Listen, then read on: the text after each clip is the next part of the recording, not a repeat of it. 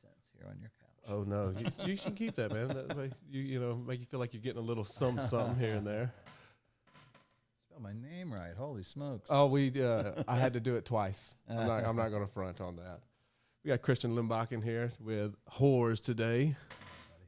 Fucking right on, rock and rolling. Lucky to get you in here right before you guys hit the road. Got a nice European run coming up. You do. When was the last time you guys were over that way? Pre-COVID. We did Roskilde Festival in Denmark the summer before COVID. That was like The Cure. There were mainstream bands on that festival too, the Cardi B and Bob Dylan and stuff. But like, there were some like cooler bands on it too, like Converge was on it, and like I said, The Cure was on it. So we did that. We did a brief tour around that, like maybe 2 weeks of dates of club tour. But yeah, we went through a couple different agents over there, booking agents over there, and the guys we're working with now are really pumped on our band, and they're working really hard. So is it kind of hectic dealing with agents across seas versus here in America, just the distance? And it's a little different. The time thing is weird. I mean, it's 6 in mainland Europe, 5 in England. Time difference, 5 hours, 6 hours. So it's a little weird, but let's get that mic a little bit closer. I don't have those lifters yet. Yeah. Oops. That is good. You're close. All right. It's a little different. It's really more personalities really that matters though, because like I'm obviously not going to denigrate anybody that we used to work with, but like we've just had sort of burgeoning relationships with people that. Well, one of the things that was said was we need to rebuild your band over there, and I was like, I don't like the way that sounds at all. Yeah, that's not lingo that I like to hear. That sounds like we can't get you guarantees that you're worth, and it's not ego, it's logistics. It's got nothing to do with that. Like we just have to be able to make the wheels go. Right? And yeah, no. That's all it is. And so I kind of got the feeling when we were potentially working with those folks that they weren't the right ones for us. So we just let them go and then made it known that we were looking for someone else. And a couple different people hit us up, and El Borracho is the name of the booking agency we use over there. This guy, people call him Co. His name's Corrado, but he's great. He's stoked on the band. He got us a bunch of great shows over there, summer in venues. Yeah, how long is this tour going to be that you're coming up on? It's a month. It's the whole month, September. Oh, shit. So that's going to be a pretty cool run. Yeah, we've got on Friday in a couple days. Today's Tuesday. Yeah, so in like 3 days, we leave for Salt Lake City. We got a festival there on Saturday, and then we come back home on Sunday. We're in Atlanta for Monday and Tuesday, and then we leave for Europe Wednesday evening. We arrive there Thursday morning. Our first show is Friday night, and then we're there all of September and come back October 2nd or 3rd, something like that. It's full-blown rock and roll stuff. Yeah, Go. Absolutely. Yeah, it's absolutely. I would love to take more time off, and people are always like, oh, you've been to Paris. Have you seen the Eiffel Tower? It's like, I've been there 4 times. I've never seen the Eiffel Tower. That's what people don't realize. When you're on tour, unless you make the plan and plan days off and shit, no, you're not seeing stuff. You're working. You're seeing the road and the inside of a venue. And I love it. I'm not complaining, but you're working. If there's not roadside attractions, you're not really seeing them. Yeah. I mean, one of my favorite things in Europe is the Auto Grill. It's like a gas station, a chain gas station in Italy, because it has like a baller espresso bar at a gas station. Oh yeah. Like that's how little of the actual sites I get to see, that one of my favorite things is a gas station. Well, I know everybody, it's kind of old hat at this point, but everybody in America loves talking about the Buc-ee's, and the Wawas, and all those things.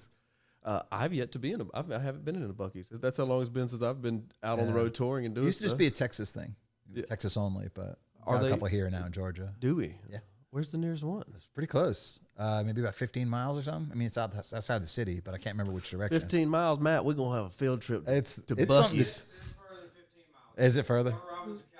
Oh, okay. Okay. It's it's something to see for sure. All right. For sure, yeah. I got a couple Buc-ee's stickers on a couple cases. I'm a fan. I've seen videos and stuff. The place look, yeah, they man. look Their pulled crazy. pork's good. What did you say? I'm sorry. I've seen like pictures and people posting videos on there. It looks just a fucking Walmart with 120 pumps. Exactly what it is. Yeah. And there's like a lot of live, laugh, love signs, but they're kind of countrified. Right. So whatever. It's got its charm. And like, yeah, they do have like a bunch of good hot food and sandwiches and like, barbecue, and they got a brisket that's like surprisingly good. Oh shit. Or a Walmart with gas pumps. But yeah, man, if you like are used to having to eat a late night 7-Eleven beef jerky dinner at 2 a.m., Buc-ee's is pretty sick. Yeah. Before Buc-ee's come along out on the road and stuff like that, what were one of the things that kept you going and one of your favorite that you look forward to when you're on the road? Waffle House, 100%. You said it, brother. People love to denigrate it, and it's like, you're not from here. You're just wrong. Not only are you wrong, but you're stupid. Yeah. I mean, people are like, oh, it might be good at 2 a.m. I'm like, you're the problem. You're the problem with Waffle House. You know, it's not when you go, man. Yeah. So yeah, no, we go all the time. We actually did a Waffle House parody T-shirt that was like their sign, but it said "Horrors Noise," and it just fit the exact number of characters to the Waffle House sign. Really cool. And like some people took some pictures of themselves and like tagged us and tagged Waffle House, and Waffle House straight up liked it. You know? Oh, really? That's yeah. cool. And we did another parody shirt for Love's, the gas station that had our name on it instead of Love's, and they sent us a cease and desist letter. Oh shit! Yeah. Yeah, man, they were not happy. I remember. I think they're kind of Christian or something, though. I don't know. There's something to do with that, or maybe so. But Waffle House was cool with it, though. Fucking local T-shirt company a while back always would do fun tributes and stuff like that. And they did. It was Terminus Tees T-shirt company. Yeah. And they did Terminus Tees, but they spelled the T's Tease. Yeah, sure. But it was all mimicked the exact same as the Claremont Lounge sign. So it's that's awesome. Yeah, and Terminus too. That's like old school Atlanta. That's killer. And the train line, man. But no, that's awesome. Claremont cease and desist. Shut that shit down. Yeah, that's a bummer, man. I was lucky enough to get one of the shirts somewhere, but it's long I gone. love doing stuff like that when it's something that's recognizable that people know, but you're like, but it kind of philosophically fits with kind of the nature of whatever band or whatever endeavor you're trying to promote with it. It's clever. No, yeah, you know? I love play or even writing. I love writing with play on words and different stuff like that, and just making a little think piece kind of thing. Yeah, for sure. Yeah. It's always fun. And we were talking about this with one of the last bands I had on here, Clot. They were getting ready to go on tour, and we're talking about merchandise and different stuff. I love playing with merch and just having fun stuff. Do y'all ever do any unique stuff other than just the imagery? Do you ever do any tchotchke stuff to go along with it, or we're starting to do outside more the box thinking? We always have shirts. I actually just put a post on social media a couple days ago, like what other smaller merch items, because I feel like sometimes, depending on where you're playing, what city and what country and everything, sometimes maybe people want something, but they don't really have money for a shirt. So like, and I'm sensitive to that, man. We all work for a living. So like, I was trying to think of smaller stuff. So we have like koozies and stuff, like kind of normal stuff. But we've done stuff to get. Like a little earplug pouch once we did for like something smaller. Yeah, it's hard to kind of gauge what people want, because all the voices are the same volume on the internet. So it's like, I don't really know how to navigate it. So we just kind of try different things and see what works. Well, I tried taking advantage of a lot of like social media used to. We were just talking about it the other day. Have like very easy polls built into your posts, and that was a good way. Hey guys, what do y'all want? Y'all want hats, koozies, shot glasses? See like aggregate information instead of But that, as quick as you got familiar with it, that tool went away with Facebook and stuff. I feel like MySpace should come back. Oh, dude. And just bury them, man. Just bury both Facebook and Twitter. How sick would that be? I would love it. And people love a redemption story, man. Yeah. An arc, people love it. I would love to see. It would be incredible. My boy Tom come back. I'm saying, dude, he never let us down. So what do you think? What do you think he's up to? Who knows, man? I mean, he had to have sold that company, right? He probably doesn't still own it. Yeah, I'm sure he unasked it and is just... Yeah, probably bought a bunch of commercial real estate and is just being rich. I mean, if he has any sense. That's what he did. Right. I don't know if he is or not. Not doing any more... online ventures. I'm sure that's just the craziness like that. Did you watch the movie, the Facebook movie? I did. That was I enjoyed that movie. Yeah, though. it was good. It was kind of a one to get you kind of pumped up. It's like I don't know shit about fuck when it comes to this, but I want to start a business. I actually used to work on Ozark. Speaking of shit about fuck. Yeah. I do like movie stuff and it just props. I do movie stuff as well. Yeah. And I mean, not this year, right. I don't know what productions they were, but me and we've worked on productions together. I can't remember what I've seen you in the maybe Doom Patrol. Were you on that? I was on Doom Patrol. That would be props. it. Yep, that would be it. I was set deck with that. That was right before COVID. We shut down. Were you in the big shutdown meeting? Yep. Yeah, I was there. Yeah, man. That was where I was. That was wild, and people were like in tears and stuff. Mm-hmm. And I remember right when that was happening too. It was crazy because we didn't know what was going to happen, and like. Coworker of mine who has a family was thinking about taking some of the prop guns home because we were like, is this Armageddon? Right. Like people were scared, man. Oh, I remember in that meeting they brought the entire production crew, and the biggest producer came down, and he was talking to us about it. Yeah, people were grabbing cases of water from craft services, and like it was scary, man. Oh, and the people taking so much toilet paper out because the toilet paper thing was already in the air. Yeah. But that meeting though, I don't know if you heard one of the things in that there was one particular guy, I don't remember who it was. He stood up and said after they said we're work the rest of the day, wrap everything up, and get on out of here. And he said, if it's not safe to be here, then why is it? And everybody was like, dude, we got to wrap the plate. We're here now. I remember that. One of the assholes in my group raised his hand and said, I have a mocking him and said, I have a question.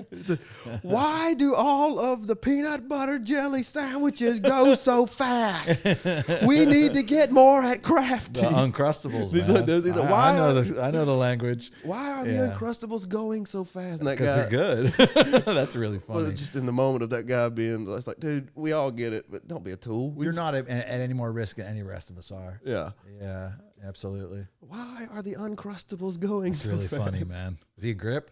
Grips are usually funny. No, it's set decks. Okay, yeah, same thing. I mean, still funny dudes. Like just a death metal pothead who cool. I love it. He's like a cartoon character kind of guy. But was Zach? Was he the lead man on? He was. It was Zach and Curtis but for then a while.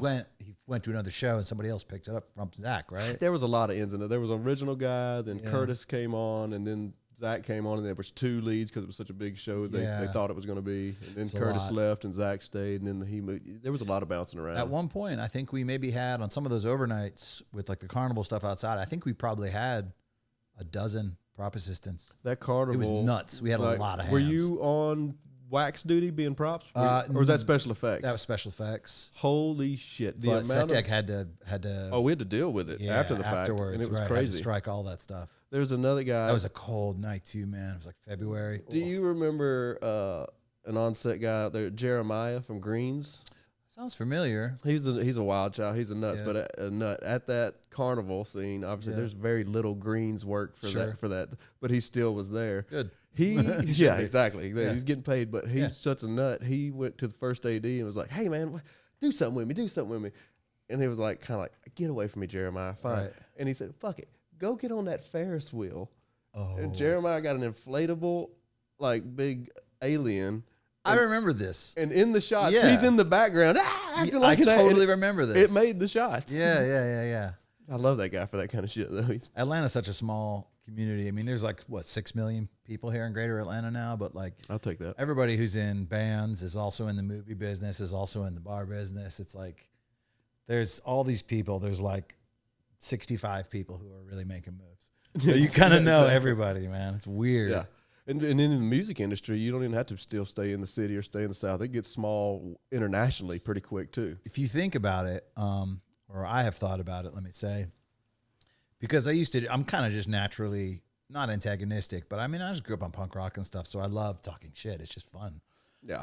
And I used to just like openly talk trash about like big bands and stuff that I didn't like, and not because I've had like some careerist attitude, but like I realized that if you really want to break it down, how many like gigantic stadium filling rock bands are there? Like a dozen. Oh yeah, no, totally. In the world, there's not that many of those big headliners. That's why you're gonna meet somebody connected to them, and that's why those festivals all look the same. It's the exact same thing. Yeah, we've done in America. We've done Aftershock. We've done Chicago Open Air. We've done Heavy Montreal in Canada, and it's all like the same kind of. Each time you get there, it's just another family reunion with all the bands that you work. It's the same. It's a lot of the same bands. I mean, the bands who are a hell of a lot bigger than us, but it's a lot of the same bands for sure. And then same with like Desert Fest and Roadburn over in Europe, and then they're doing Desert Fest in America now too. Well, y'all just did a pretty cool one, Crucial Fest. Yeah, no, that's this coming weekend. It hadn't happened yet. Yeah, that should be pretty good. That lineup looks pretty cool. It is, and we usually don't really play Salt Lake too much. We've played there. Our tour manager's actually from there. He lives in Seattle now, but we don't play there too much. Ditto Boise, just because it's like we do real well in Denver. We really like Denver. We do great on the West Coast and in particular the Pacific Northwest.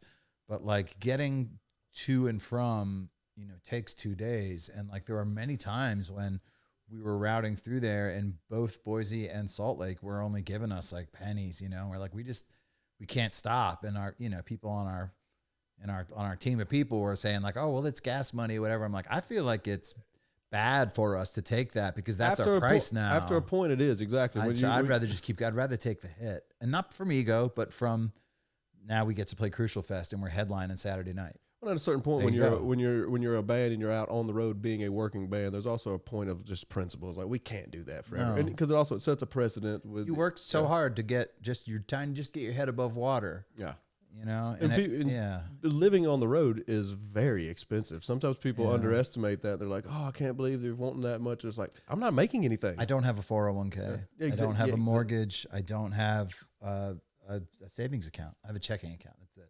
You know what I mean? Like and that's whatever you want to feel about it. That's the reality. It's the sacrifices that I willingly and lovingly made to be able to do this, like, pretty much full time.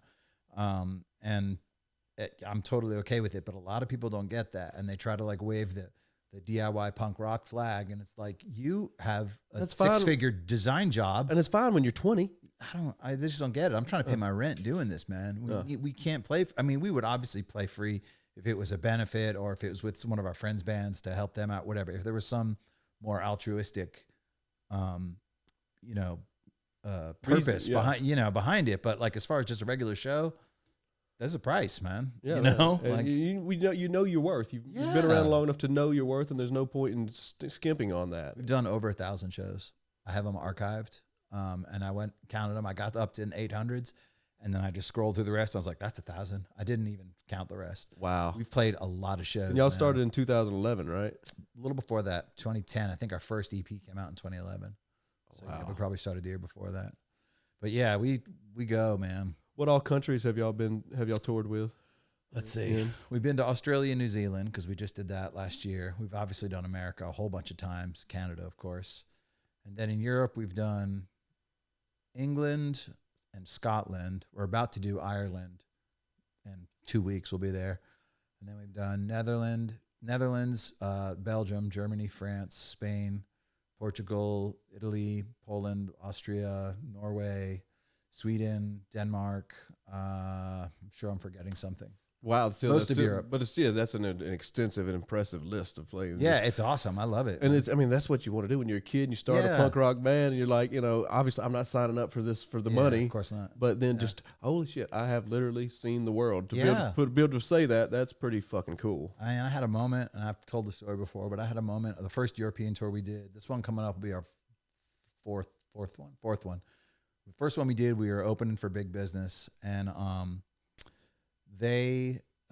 we shared a Sprinter with them. Did you just lose video? I was lost to you. We're good though. I'll get them going. Matt, fucking hit that power on that one. I can just start over. Nah, we're good. We're still rolling. Word. You're back up. So on the first Euro tour we did, we were sharing a Sprinter with the headliner Big Business, and we were driving through the frigging Alps, the Swiss Alps, right? And I'm just sitting there, and I'd never been over there, prior to that as just a regular tourist or whatever. And we were driving through the beautiful mountains, and I'm listening to, at that time, iPod. And like, I had this overwhelming feeling of like, I've made it. Like, this is it. Yeah. Oh, I can imagine. Everything past this is just extra. And it's all I ever wanted from the time when I was probably about 13 years old, was to be in a real working touring band. And I was like, I did it. Yeah, I did it. And not without anyone's help, of course. Tons of friends and people have helped me along the way. I don't think I did it by myself, but I did it.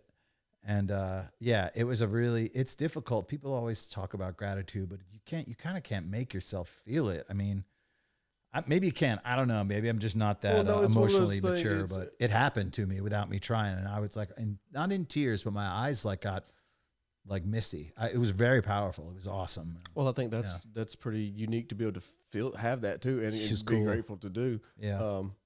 Fuck it. Don't worry about it, Matt. That's the third in camera. We got everything back up enough. GoPro, if y'all want to get your shit together, that'd be pretty cool. I've got one too. I think I have the 8. I think these are 8s. The problem is they're not made to be switched back and forth. I think it's this board I use sends signals back and forth. It looked great though. We use them a lot on the road. Yeah, like drum cam and stuff. Right. Yeah. They're fun. But with all that touring and stuff, like I know you guys have been out with Red Fang, Melvins, Swords, Iron Reagan, Kai Lessa, you know, some of these amazing bands, some of my favorites for sure. Yeah, me too. Which of some of those have been some of more the memorable tours or something that's, you know, really stuck with you? Like coming off the moment of realizing you made it, that's kind of a backwards. Well, no, it's cool. I mean, a lot of the bands on that list are bands we played festivals with, but not necessarily done full tours with. Red Fang, we've done, I think, two American tours with, and then we did some dates with them over in Europe as well. And we learned a lot from them about just kind of how to do it, because prior to doing tours with them, we had done full U.S. tours before and done stuff, but it was on a much more of a shoestring kind of level. I mean, like we didn't have any kind of hospitality or anything. And like they had not some big spread, but, you know, like a working band needs like some snacks, some waters, some whatever. Right. And so because I was luckily raised well, I was like, man, I have one of these waters. And John Sherman, who plays drums for the band, was like, man, you can have anything you want here. And I was like, okay, well, you know how it is. And he goes, no, you don't know how it is. This is not for us. This is for all of us. I was like, this is the coolest guy. Yeah, that's because some people aren't like that on tour. No. Yeah. And at the end of that tour, their tour manager handed us a pile of cash. And I was like, what is this? And he goes, it's your bonus. And I was like, what are you talking about? He's like, it's your cash. And it wasn't a couple dollars. It was a lot of money. Yeah. And he just handed it to us. And I was like, holy smokes. And I went and just kind of thanked everyone individually in the band, because certainly they knew about it. Right. And I guess someone did it for them, you know, and I know what band did it for them, and I'm not going to embarrass them by saying their name, but they're a band from Atlanta. And yeah, so you learn stuff about, you know, how to do, what to do and what not to do, how to act, all that kind of stuff, man, how to remember people's names, you know, little stuff like that. And I actually just spoke to John Sherman and Aaron Beam, the bass player, last week. And we actually have a new video. We have a new record coming out. And the video's already shot, and Aaron has a cameo in our video. He and his son, actually. Has that video dropped yet? No. We're holding it. We're holding everything until it's time, and then we're going to blast everything at once, because there's this signature pedal coming out that I'm not at liberty to say who it's with. But it's the top of the heap. Sweet. Yeah, it's a big deal for me, for a dude like me. Record, obviously, the video, and then there's a documentary being shot about us too, because I had a bunch of medical stuff happen in the last 5-6 years, in addition to, you know, COVID happening. And then, you know, I lost my stepdad, who was married to my mom for 31 years. Our drummer lost his mom to cancer. Like, there's a lot. Not to be a crybaby, but there's life. When you become an adult, life stuff happens, and it doesn't wait for your punk rock band. It just keeps happening. The people that listen to this podcast are getting sick of me saying this, but you just hit so close to home. I've said the only thing I've ever written that I thought really had substance was the line is, when life stops giving and starts to take away, then you'll live life to the fullest every day. And it's that exact point. Once you, as an adult, this things start leaving. Yeah, man. And I'm sober, and I'm like pretty public about it. I mean, I'm not, one of the things about it is you're not really supposed to name the organization by name, because you should never really be a poster boy for someone, because people are, you know, not infallible. Anyway, but I've been sober a long time, 20 years now. And a big part of sobriety was me realizing how good I have it now. And had I not had my past prior to getting sober, I don't think I'd appreciate it in the way that I do. I just don't think I would. Were you pretty heavy into drugs and alcohol? Oh yeah. I mean, I don't think anybody, I mean, it's like when people say like, I wonder if I am, and it's like, you probably are. If you wonder, I mean, people who don't have a problem don't wonder about it, man. I mean, people, or if they do, they're able to set it down and walk away and not like be obsessed with it mentally. So, yeah, dude, I shot dope for a decade. My 20s disappeared when I was here in Atlanta. I didn't get sober till I was 30. Was that something that ended up happening because of just being in the rock and roll environment and thinking it was something you were supposed to do? I know so many guys that are kind of rock and roll friends of mine, a little older, a little younger, same, and a couple of them told me flat out, man, I just fucked up, man. I thought it was what you were supposed to do, to be a rock star and to be in this lifestyle. And I thought that's what you were supposed to do. And now I got a monkey on my back that I have to fucking address. Well, I try not to blame other people or anything. It's kind of like once you really get inside of it and really do the work that's suggested you do, the reason kind of becomes irrelevant. Yeah. The reality is this is where you are now. This is why I am now. So what do we do from here? But with a bunch of time and a bunch of distance from it, I can see now that like when I was a young man, I was really not reckless isn't the right word, but I just really didn't care about anything. I just didn't have any. I didn't love myself. I didn't care about the future or think I had a future. I was just like really kind of unmoored. And part of that was like, I will do anything that's put in front of me, you know? And some of that I think is a lack of education. You know, people, you know, back in when I was a kid saying that like all drugs are the same thing, you know, and then you smoke weed and you're like, this is like less intense than drinking.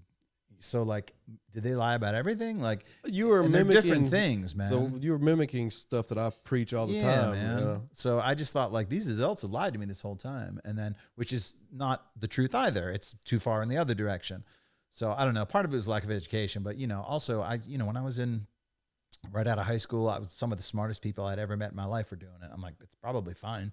Yeah, that creates a very confusing. And I got a habit. Yeah, fast. And then I battled it for 10 years. I think I started when I was like 19. Were you already starting to become a musician? Oh yeah, those years and writing and stuff at that time. Oh yeah, too? I've been playing in bands since I was in 8th grade.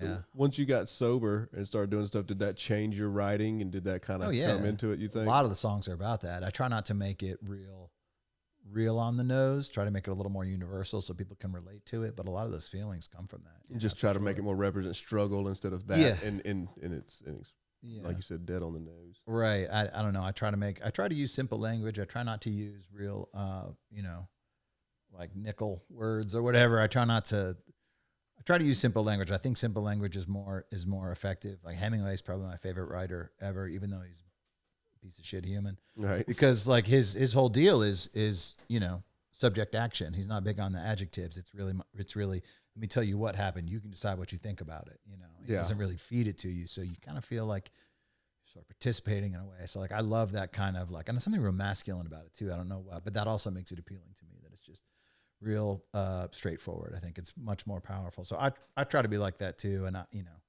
don't know. A lot of the songs are definitely about that. When I got sober, I didn't have any equipment. I'd sold every single thing I had for drugs. So like, yeah, it was really wild. I went to treatment I was there for 8.5 months here in Atlanta. St. Jude's, shout out. And I got a 4-track from a friend of mine who I met through sobriety. John is his name. I'm not going to use his last name, but I still have that 4-track, by the way. So I didn't have an amp or anything. I got a guitar for $100 or something. And then I would just plug it into the 4-track and just turn that up loud enough for it to distort. And that was my amp. And I started writing songs. And 3 of those songs were on the first WHORES EP. Oh, wow. Yeah. How long had you been writing, though, at that point to kind of get geared up for those 3 songs?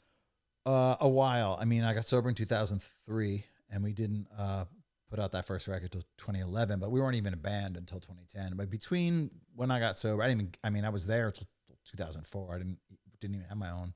Didn't even live on my own until 2004. Did you play with any pivotal bands in Atlanta before you started WHORES? Were there any? I've been in a bunch of bands, but nothing of consequence. You know, when I first moved here in the mid 90s, early 90s, 94, I think, maybe 95, I was in this band called Estrada. I was real young then. I was probably 21. And we played a bunch around town and stuff, but we never really toured or anything. And then I was in another band after that called Black Molly's. Same thing. It was like we played opening night at the Earl, actually. That's how old I am. Oh, wow. So that same thing, nothing of real. We put out a 7-inch and stuff and like whatever, dicked around town, but I just didn't really know how to go about it. And by that time I had a real bad habit and I couldn't leave town because I needed dope every day. Yeah. So there was no touring. There was no surviving that. No, man. So, and you know, all that stuff ended, of course, for obvious reasons. But after I got sober, I was in a couple different bands. One band with 2 of the guys from that Estrada band. It was the same 3 people. We just changed the name. That band was called Scars. We did a show with Torch, I remember. became friends with those guys and since toured with them too. But those guys both have like regular jobs and, you know, starting families and that kind of stuff. And it wasn't something they could really pursue. And then around that same time that I was playing in that band, I started WHORES with some other friends. And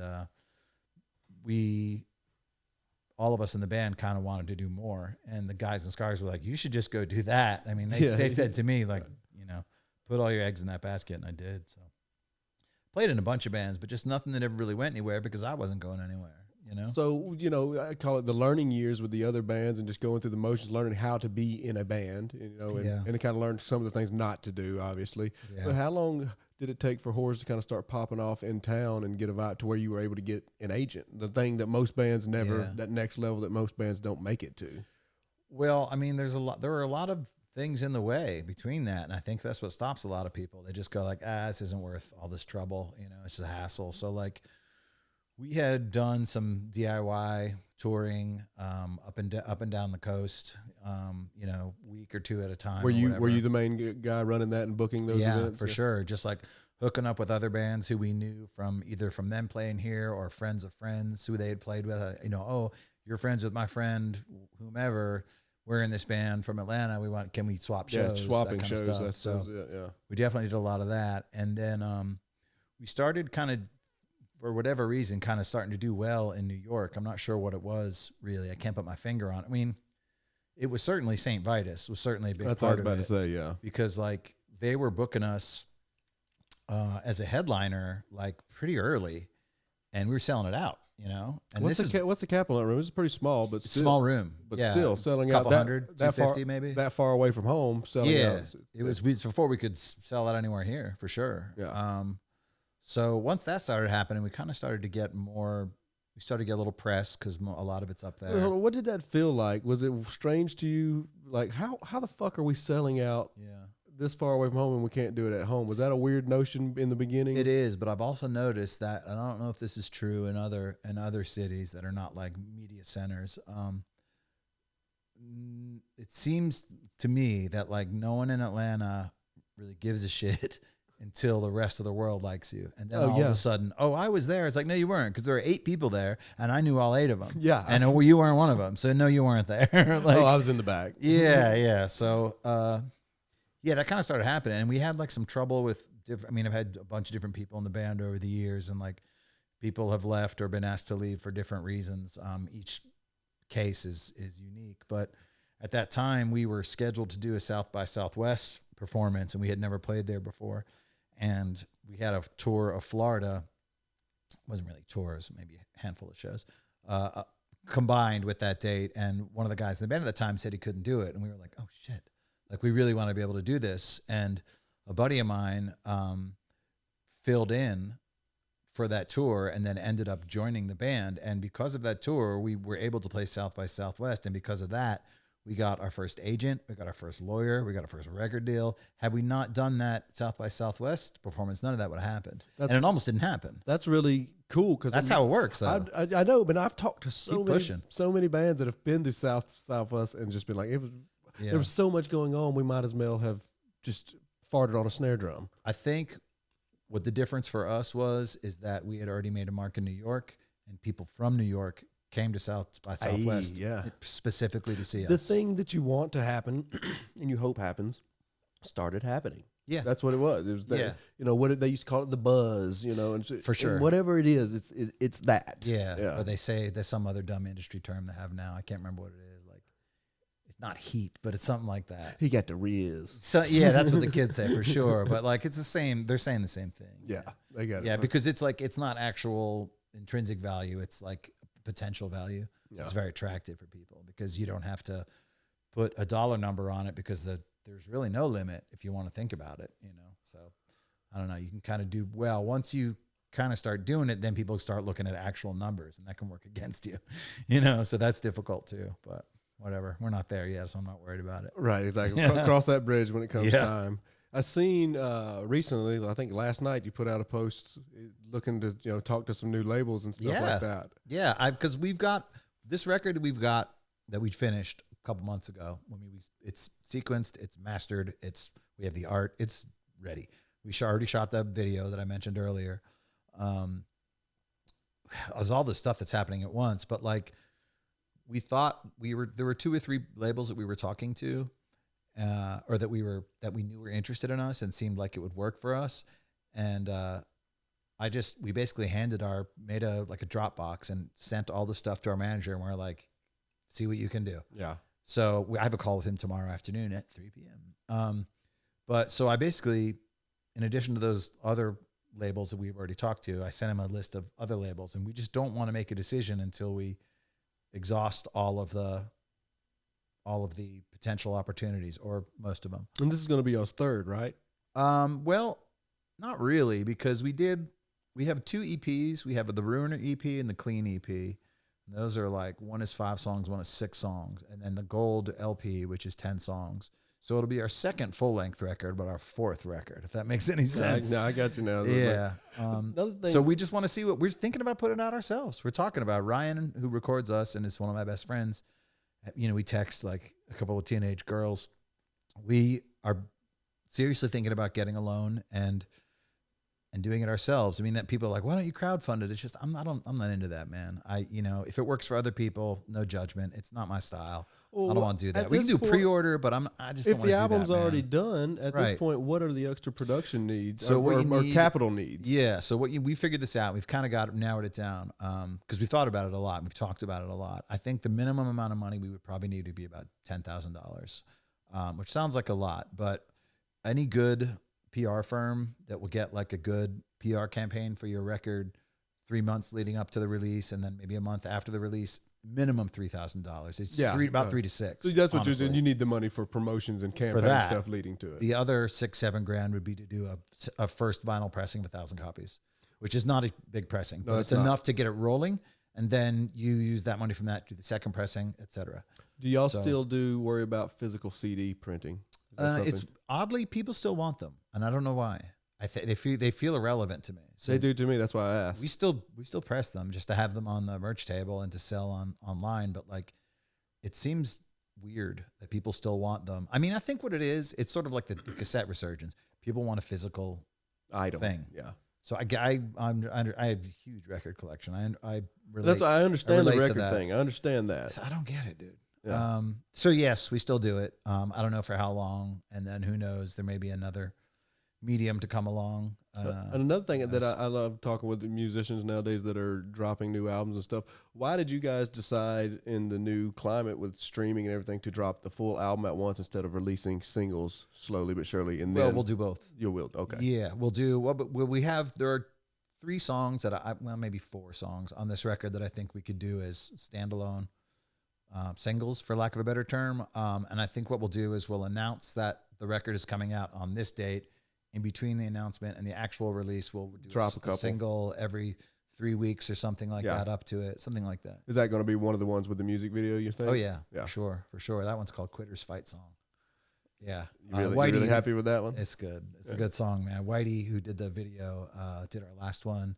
He did all those Red Fang videos. He did, like, I don't know. He's done his ZZ Top video, for Pete's sake. Oh, that's but also like Super Chunk and thermals and like a bunch of Pacific Northwest stuff, and then a bunch of indie rock and some heavier stuff too.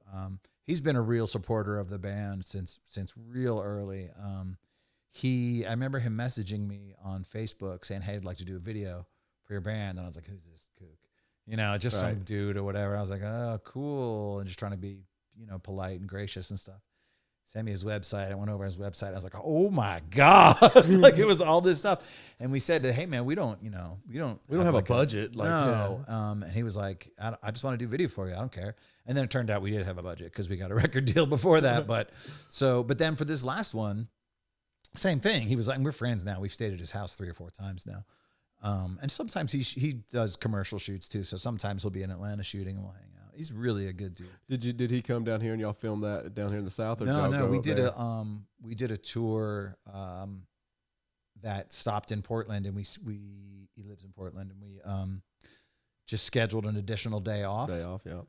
And our tour manager drove our van and trailer during those 2 days to Denver, and then we shot the video for that day, and then got on the plane either that night or the next day and flew to Denver and continued the tour. So we scheduled it into the tour because he, we were like, we don't have a record deal. We can't, Yeah.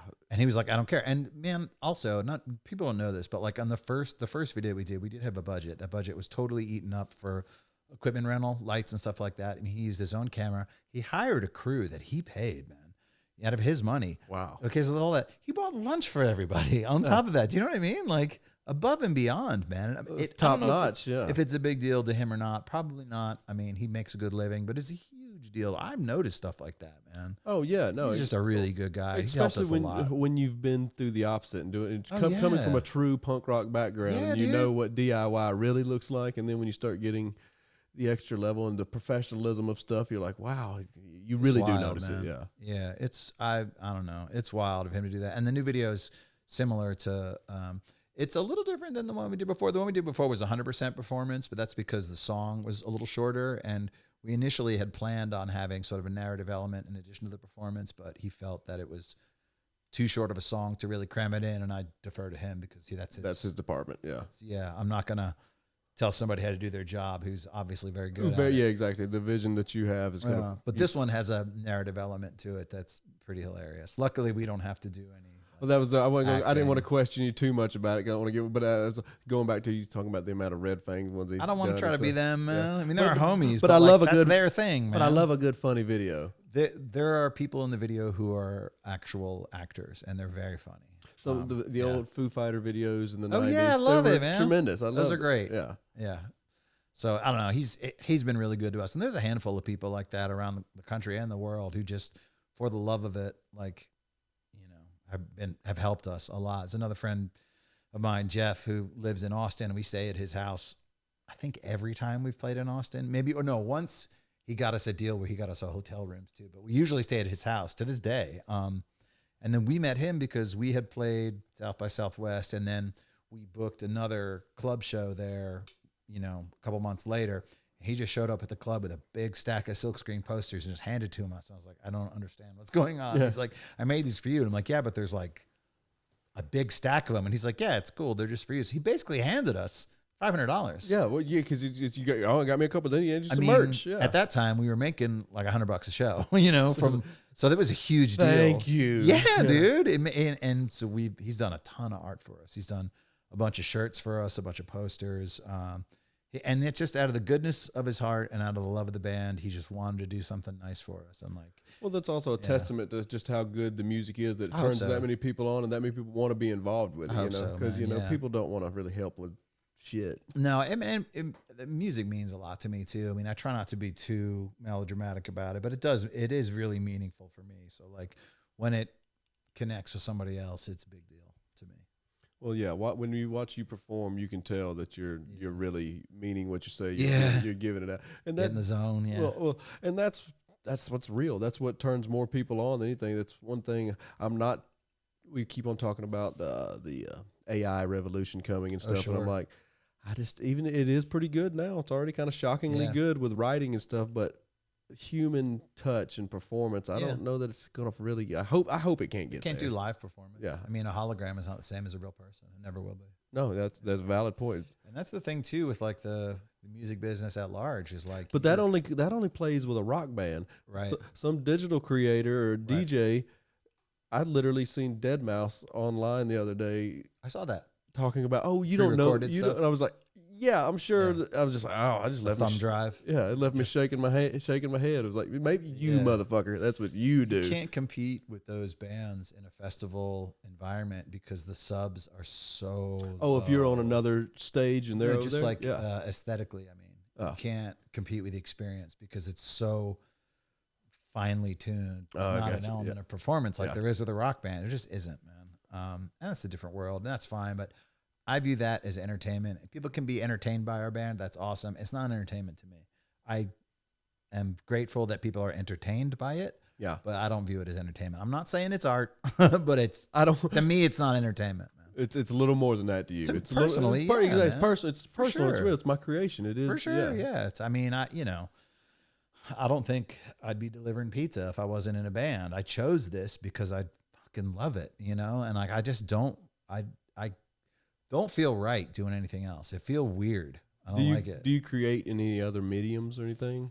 No, because I mean, I do, I write riffs and write arrangements and stuff, and then I write all the singing and all the words and all that stuff too. So that's kind of like right there, 3 different disciplines. They're just all related, dovetail into music, right? Into creating music. I mean, that's not true. I guess I do kind of art direct all of our art and all of our releases. Like our new record, is the art for it is just like every other release we've done, where it has our name really big at the top, a single image in the middle, and then the name on the bottom right, same font, everything. It's just a different color scheme, different single image that's been photographed. Simple, clean. I just want a nice continuity with all of our releases. So, and I do make all those decisions. I just don't even think about it. Like, I don't want to give away what the art is, but the item that is on the cover of the new record is something I ordered from the internet, and it's the real thing. It's not a model of the thing. It's actually the real thing. Actually is it. And it's kind of weird that you can get it on the internet, but you can. I just had to have it mailed to Florida, and then I had to go drive down to Florida and pick it up and bring it back because you can't have it mailed to Georgia. It's illegal. Oh shit. That's awesome. No, so I'm really excited. Yeah. It's just a simple image, but I think the image combined with the name, just like our other releases, says something. Whereas the image by itself or the name by itself wouldn't say nearly as much as them together. The name and the gold trash can.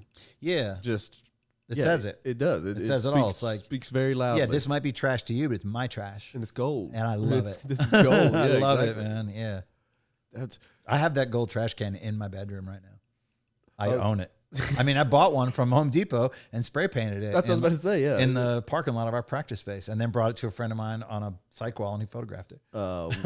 Legion X, my old band, one of our last albums was a Trojan helmet that we had all. Cool. It's upstairs. Yeah, it's cool. the same thing. I love it. That's a cool thing over at somebody was telling me at Bill's house. Billy K. Kelleher, yeah. He has the big wooden deer head antler thing from I don't remember which album it was. The one with like the 3D thing, like all the it's an actual wood sculpture cover. Yeah, I know what you're talking about. I can't remember what it's called. I thought it was a photoshopped image when I seen it. Somebody's like, no, that's a real piece of wooden art.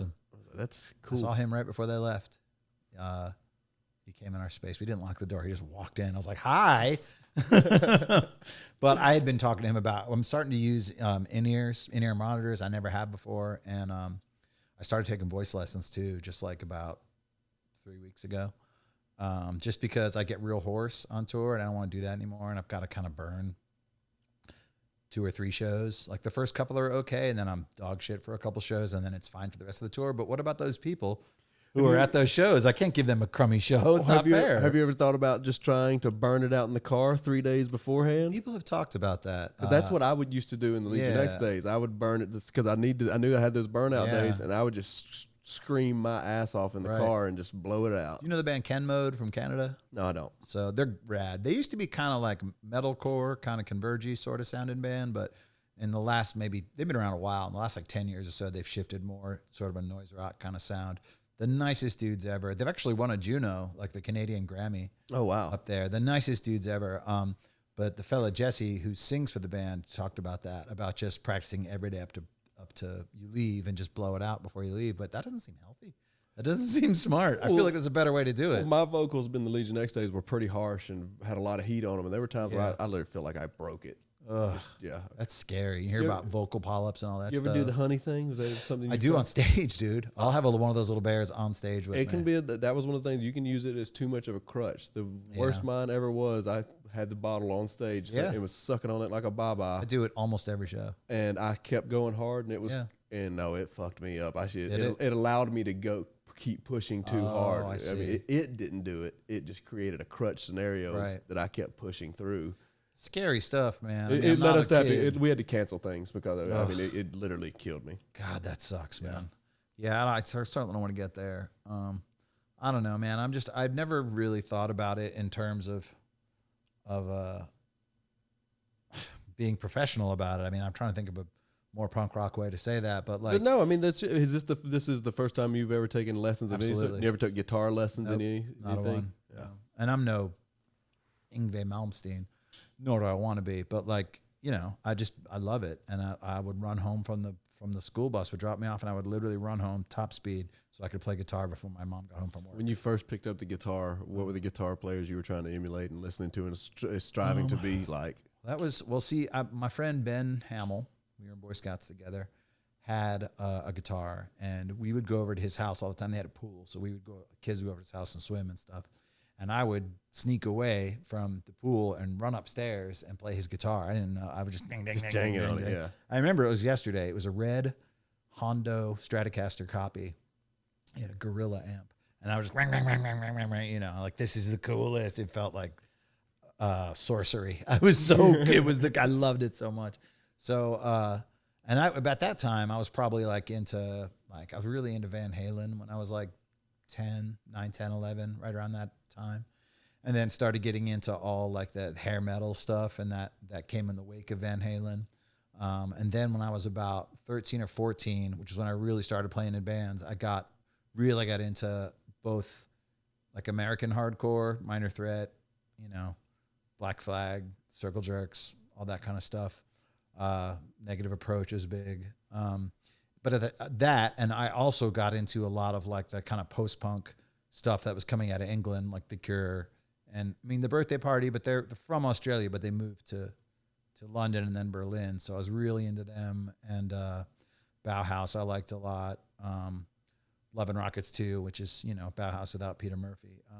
So I got into like the hardcore stuff and the like post-punk stuff concurrently, and then that's when I started playing guitar, because before that I thought Guns N' Roses was really cool, but I was like, there's no way I can play like they play. Right. There's no way, and I don't really want to. I think it's rad.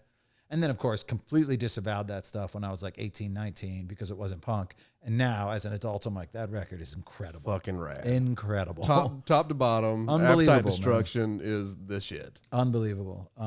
But yeah, so then I'd like a lot of people. I have the same story where you hear punk music, or for lack of a better, as an umbrella term, and you go like, I can do that. I mean, everyone has that same experience. Yeah, and then you find it's a storm coming together of teenage angst and punk rock metals come together, and then it just becomes fuck everything else. Oh yeah, for a long time, dude. I stopped skating because I was like, I want to concentrate on playing music, and I completely just set the skateboard down. It was a Lucero Schmidt sticks. Oh I shit! Set it down. I was like, I'm gonna play guitar. You had Schmidt sticks on it? Yeah. Oh. No, that was the brand was Schmidt sticks. Okay. It was like Powell Peralta. It was like 80s shit. Well, there was a thing of the skating Had the Dr. rails, Schmitz. yeah. What's his? I can't remember his first name, but he had the Schmidt sticks with the rails on the side. Because the ollie wasn't invented back then. Yeah. So it was all hand tricks. Yeah. There was no ollie. So like it was different, man. Still waiting on fucking man, what's his name? Who invented all the tricks? Tony Hawk? No, not Tony Hawk. Rodney Mullen. Oh, he's a street skate king. Right, he invented everything. He's the guy. Every flip trick and everything. He does a lot of hand stuff still to this day, Yeah. which is pretty cool. I think It's really cool watching him skate school nowadays. guy. You're like, man. I mean, honestly, skating kind of introduced me to a lot of the punk stuff, because in Thrasher there was like ads for Misfits records. Yeah, no. And I was like, what is this? Like, this isn't Faster Pussycat or whatever, and like it really, and I ordered Doc Martens out of the back of Thrasher because I grew up in a really small town in South Florida, and like there was no Hot Topic, there was no Urban Outfitters, none of that stuff existed. There wasn't even a Journey. No, I'm a little younger than you, but I grew up in the country too and was a skater, so it's the same deal. I had to mail order it, man. Yeah. I was the only kid in my school who had Doc Martens. I felt like a king. We got lucky because Ingalls started carrying Thrasher. Sick. And then a little later, Big Brother when it came along. Oh, so you'll love this dude. Whitey, who did our video, used to work for Big Brother. Oh, right on. He got his start with them, and then he worked, I believe, for Trans World, the snowboarding magazine, as a photographer. And then he worked on the first couple Jackass movies too, as like one of the writers, I guess. But yeah, that's what I was saying earlier about the dozen heavy bands in the universe. Same thing with that scene. Everybody knows everybody else. Especially when you get into a vein of a certain direction. Yeah, it's a lifestyle visually thing, that you right. want to see. You're like, the people that do what I like, and when I'm, I get it. The same thing here in Atlanta. Video Raheem. Oh yeah, sure. Everything, because I mean, he's great. We've talked about doing something. I love what he does, but then just he knows how to capture cool. I don't know how else to say it, but that's it. He has an eye for it, man. Yeah. It's just like people who are designers, you know, a lot of it is looking, whereas like with a musician, people think a lot of it is playing, a lot of it's listening, man. Yeah. A lot of it. So it's probably, you know, analogous to a visual pursuit as well, where a lot of it is kind of laying back and I mean, any creative thing, a lot of it is the downtime when you're sort of either consciously or subconsciously thinking about what you want to do, and then you execute. A lot of it is thinking, though, you know. With that being said, do you take a lot of time when writing lyrics and songs, or just kind of no rules to that? If it comes, it comes. Or does it kind of, do you see a pattern with the way you write? I take a long time. I take a long time. So I've kind of have a process now that I don't know if it's probably not the best process. It's what works for me. But so if I think of something cool, or I think something that I think is cool, I'll, you know, put it in my phone like anybody would. And then I've got a notebook that I'll transfer it to. I also have a list in my phone of like potential song titles, because for some reason I like to title the song before I write the words for it. So it gives me like a little box to work into. And I like song titles that are funny to me. I do that a lot. And then I'll end up writing lyrics for it that are not funny at all. I see. You also have a black t-shirt. Yeah. It's like, it'll start like me just kind of talking shit or whatever. But it becomes serious once I write the words for it. So I think of something cool, whatever, and then I'll put it in my notebook. And then when it comes time to write words, which I need to start being better about this. For our new record, I think I had words for 2 of the songs when we went in the studio. So I had to write like the whole time we were there. In the studio, that's horrible. I hate doing that. It's hard, man. It's hard. It's hard. Especially because Ryan, who records our records, we're not on the clock. We should be. But if I really totaled up the amount of time he spent on the record, it's got to be $40,000, $50,000. Wow. As far as like studio time. Yeah. Because it's a hang too, because we're friends, but like time is money. Somebody else could be in his studio recording when we're doing that. And I'm sitting there just staring at a blank page like a jerk. But what rhymes with orange? I have a rhyming dictionary. Have you ever seen the Eminem video about rhyming orange? Yeah. So good. Yeah. So good. It's how you can just like twist and pronounce turn it a little different. So I'll figure out what works sort of thematically under the title of whatever song I'm working on, and then just go through the notebook page by page and go, okay, this line is in the same world. I see how it can relate to the title, or this couple lines, and put all that together. Then with that, which is usually 3-4 pages, I'll listen to the song and just like line by line go see which works like syllable wise, or kind of sort of fits into it as far as cadence, I guess is the word, works, and go from there. So when we were finishing up the record, I sent Ryan photographs of the 4 sheets of lyrics that I had written down. He thought that those were the lyrics, like I was going to sing for it. And I was like, dude, no, this is what I'm pulling from. I'm going to sing 10% of that. Right. But he was like, that seems like a lot. I was like, you think? He's one of my best friends, man. He's awesome. I talked to him 3-4 times today already. When you write stuff, do you find yourself doing multiple passes to cut the fat and just keep simplify, always revision. Yeah. Yeah. And something that he's really good at, and I have a inkling of it, but because he's worked with a lot of people a lot bigger than us, and like been around. He was an assistant for Ross Robinson back in the day in LA, and he's been on a lot of pretty big records. So he has a lot of experience, is what I'm saying. And if I wanted to say, there's a GoPro camera right there, he would say, no, just say like GoPro there. Right. Yeah. He's just so good at it. And I'm like, oh, you're right. Because it makes me nuts when you hear people try to cram too many syllables to a line. No, I hate it, man. Same. It sounds it just sounds like you didn't think about it. You went, good enough, moving on. So he's really good about that. We're always trimming the fat, man. So do you like working with a producer and an extra member of the band? Oh yeah, for that type Ryan of thing? Ryan is 100% the fifth Beatle. Yeah, 100%. I, in no uncertain terms, owe a vast amount of the limited success we have to Ryan. We met him. We had done the first EP here in Atlanta with Dan Dixon, who I know from way back in the day. We used to play in bands that would play shows together and stuff. And he recorded that. He had a studio over like in the Fourth Ward kind of area. It was actually TLC's old dance studio for some Atlanta old school stuff. So he started a studio there, and we went and recorded with him and did 5 songs in a couple days, like 2 days, I think, like fast. And then there was a fellow playing in the band at that time after that recording, who knew Ryan from a previous band, and he said like, we can get in there and record some songs. And so that ended up being the clean EP, and that's when I met Ryan. And it we did the basic tracking, and then the other two guys in the band were just gone. It was just me and Ryan, and we hadn't even really met. Right. A couple days before that, so it was me and him hanging out doing feedback and a pick slide, and how do we want to double track this, and you know what I mean? Just spending a lot of time together, and we became fast friends. I mean, he's really funny.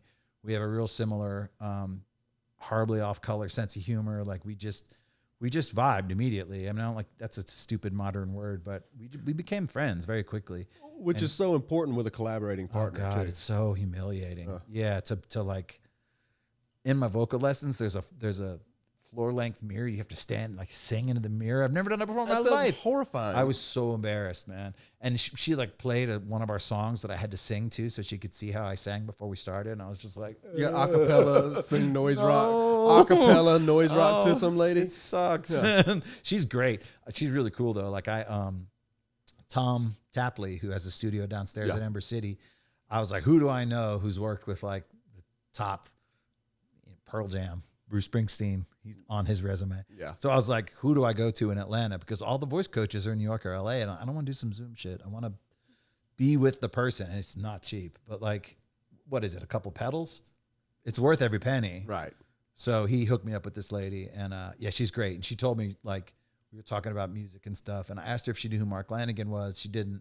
I was like, do you know who Chris Cornell is? She's like, those are my favorite singers. I'm like, I'm in the right place. Right, yeah. I used to wear jean shorts because of Chris Cornell. So is this all just for conditioning and Yes. being, so you're not trying to do any more experimental stuff vocally? It's not No, for that I want to reason. be able to be at my best consistently instead of, half the time or 70% of the time or whatever percentage. It's for consistency more than anything. People don't realize, though, like you said, how humiliating it is being a singer, playing with your voice, trying to do stuff. Yeah. This is when you'll love this. There's nothing more embarrassing. You'll embarrass yourself by yourself. Oh, yeah. Try to dead ass sing Sam Cooke, Change Is Gonna Come, Oh, no, and commit dude. to it. You will cringe in the mirror by yourself. Be like, When wow. this band started, we tried to do an Otis Redding song, which is similar. And I thought I figured out the notes. And then I tried to start singing it at practice. And I was like, I'm a rank amateur. Oh, I'm yeah. nowhere near that. I'm scum. The nerve to the try to even, I was like, we didn't do it. Yeah. I was like, we need to just put that to the side because I don't have it like that guy has it and I never will. We did a cover when we were young of "Carry On My Wayward Son." Oh, cool. And That's real hard singing too. Yeah, Kansas? What is that, Kansas? Yeah. But for the band parts, they Oh, really turned it turned really fun for a heavier song. Sure. But there was no way to do the vocals. Where Yeah, it that's started sounding wild. like It's operatic. and it started sounding like Cradle of Filth or something. Yeah, man. Through the verses, and it's just really. But the same thing, it was like, who do you think you are? Just get put in your place really quick. The couple covers we've done a Cure cover, we've done a Sabbath cover, and we've done a AC/DC cover. And in all three of those instances, we completely changed the song. We did those just for releases for people who do those compilation of bands doing whatever.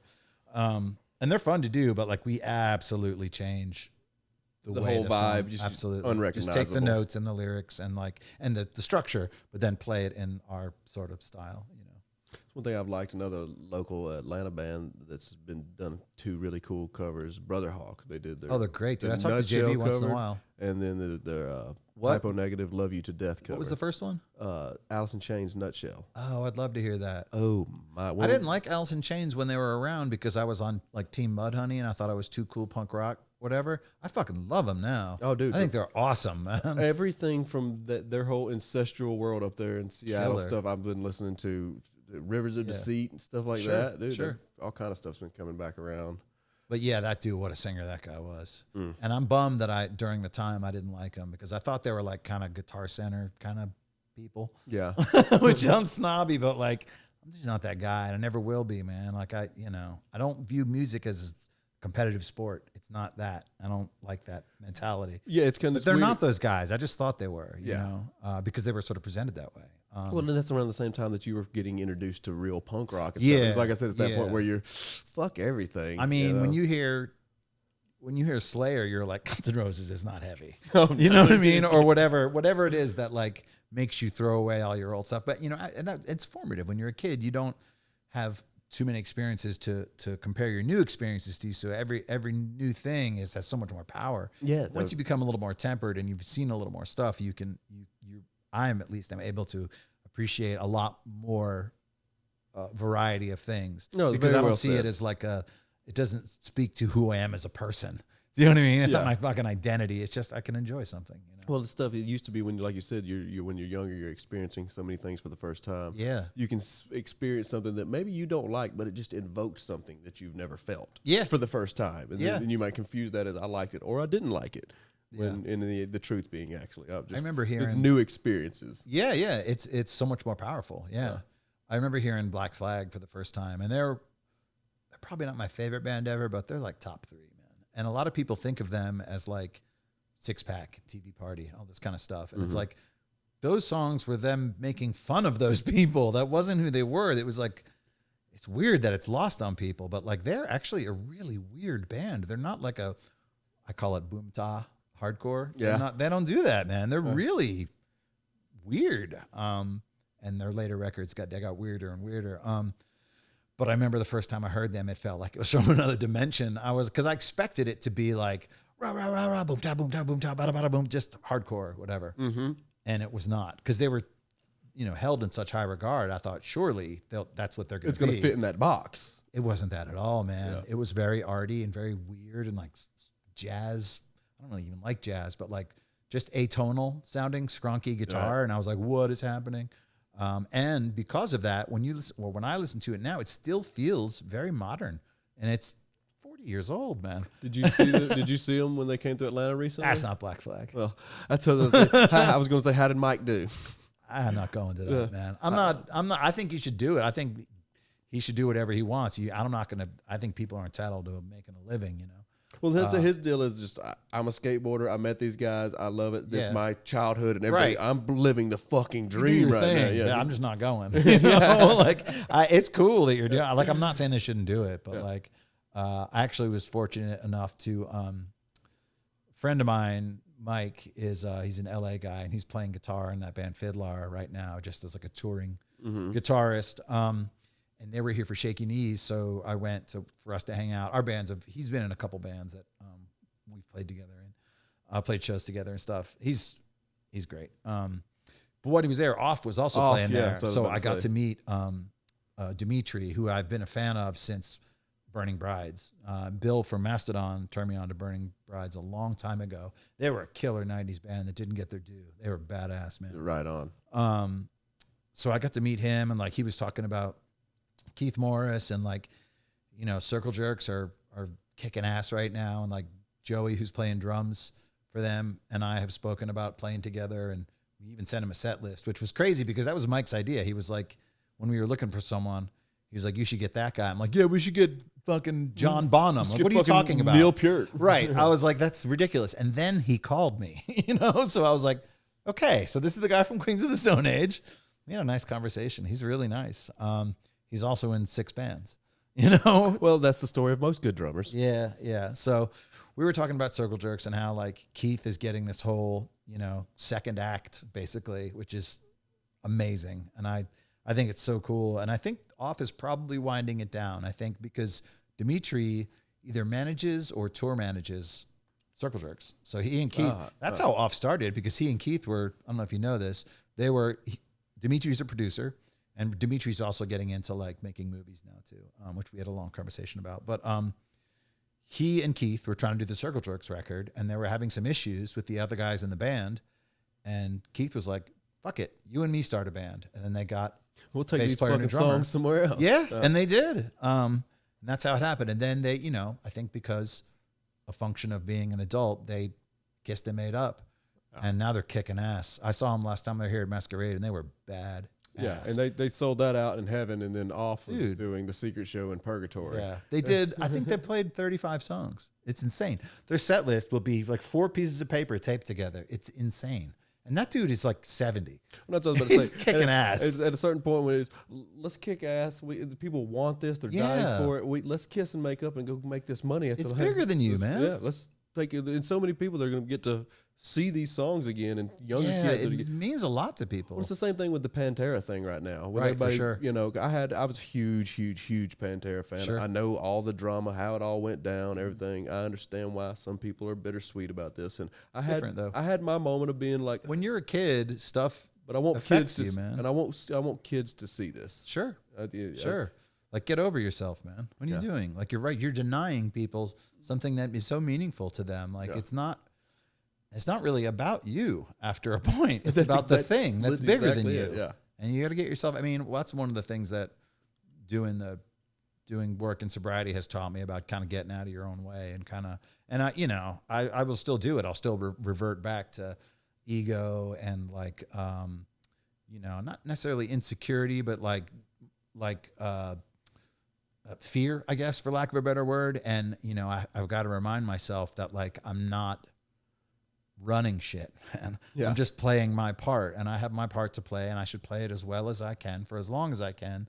And then don't worry about the results, because I can't control the results, man. As much as I think I can, or I think I can tweak it one way or the other, it's going to happen the way it's going to happen. I can't do anything about it. So what I can do something about is how well I live my life.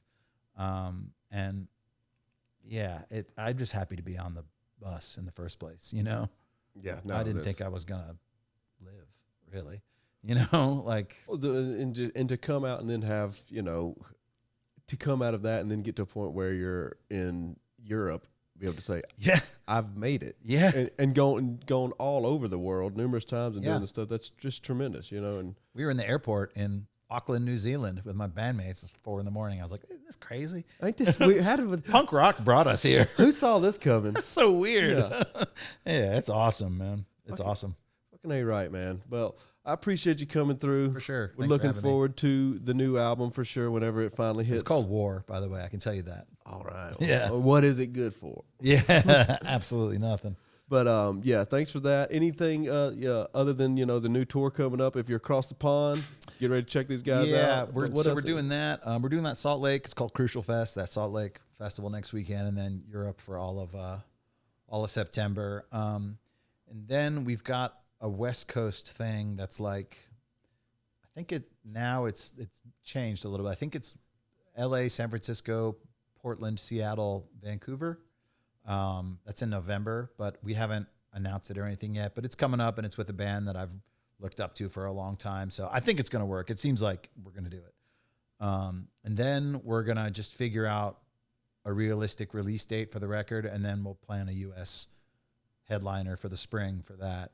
Just try to line everything up, and then also do Europe again for the record. And then we'll see who wants to take us out on the road, Yeah, exactly. But that's how you get it, man. That's how we're taking this band called Venus Twins, who are rad.